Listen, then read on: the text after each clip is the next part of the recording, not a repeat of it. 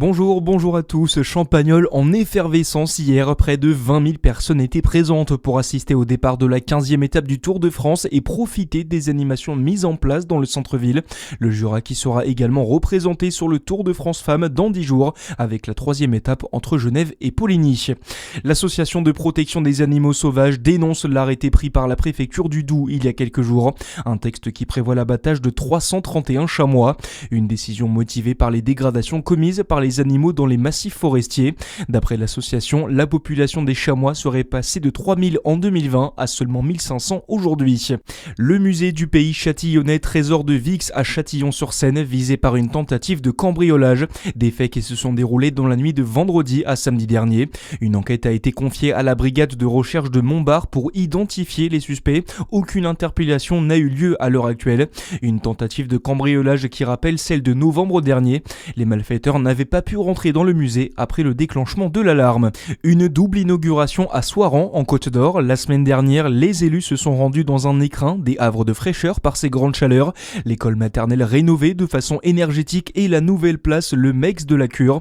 Deux sites pensés comme des réponses aux nouveaux défis climatiques et énergétiques, estime Jean-Paul Vado, maire de Soiran, au micro de Charlie Chevasson. C'est la même ambition, c'est-à-dire les problèmes climatiques, les problèmes de réchauffement, donc rafraîchir l'école, réchauffer l'école, maintenir la chaleur et puis avoir des zones fraîches dans la commune, à l'ombre des arbres. Ouais. Toute petite contribution apporte une pierre à l'édifice, hein, c'est un petit peu ça. Si nous on fait rien, puis le village d'à côté non plus, il n'y a pas d'endroit pour se rafraîchir et puis les gens vont peut-être partir et puis ça va devenir un désert, un vrai désert humain, puis un désert réellement minéral, quoi. Je pense que c'est un exemple.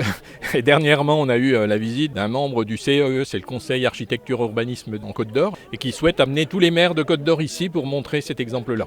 Un nouvel espace de convivialité revitalisé avec plus de 3000 végétaux. Également dans l'actualité, c'est la conséquence de la reprise des hostilités entre les États-Unis et l'Iran. Le pétrole flambe à nouveau. À 6h ce matin, le baril grimpait de 6% à plus de $90, soit le niveau le plus élevé depuis le 11 juin dernier. Une hausse qui se répercute à la pompe en France depuis quelques jours. Ce matin, le chef de la diplomatie américaine a exhorté la communauté internationale à faire pression sur l'Iran pour protéger le transport maritime mondial dans le détroit d'Ormuz. Et puis, c'est un sacré lot de consolation pour Kylian Mbappé. Malgré la 4e place de la France au mondial remportée hier soir par l'Espagne face à l'Argentine, l'attaquant tricolore termine la compétition avec le titre de meilleur buteur avec 10 buts inscrits. Il devance Lionel Messi. Mieux encore, le capitaine des Bleus est également le meilleur buteur de l'histoire de la Coupe du Monde avec 22 réalisations. Voilà pour l'essentiel de l'actualité. C'est la fin de cette édition. À suivre votre météo sur Fréquence Plus. Très bon début de journée à tous.